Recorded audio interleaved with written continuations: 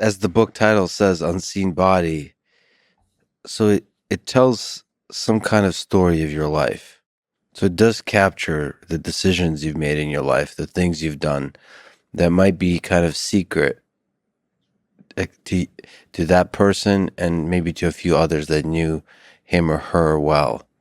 It's so fascinating. So what kind of things can it reveal? Like what kind of choices in terms of the injuries, the catastrophic events, the lifestyle choices of smoking and diet and all those kinds of things. What can you see? What kind of history can you see about the human before you?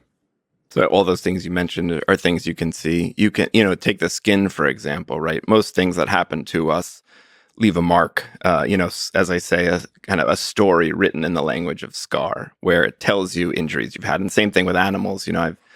I've seen deer hides that have marks that look like they were made by maybe a barbed wire fence, something like that. You can tell, you sometimes it's conjecture, but you can sort of imagine what might have happened to cause that. Perhaps, two bucks were fighting and one got injured with an antler.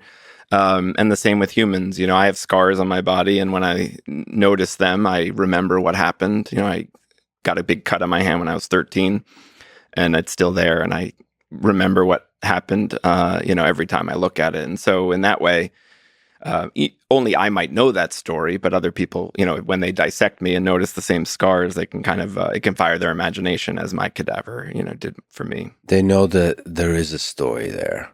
That's such an interesting way that the skin does tell a story. Both tattoos and scars. Right.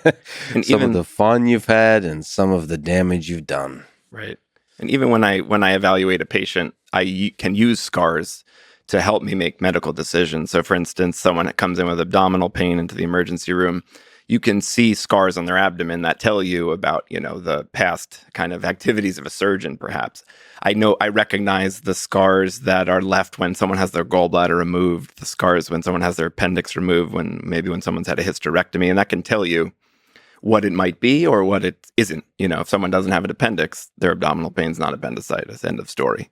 So in that way, I'm sort of looking at the tracks or the footprints of past surgeries to tell me what might and might not be the cause of this patient's abdominal pain, which is kind of my main job.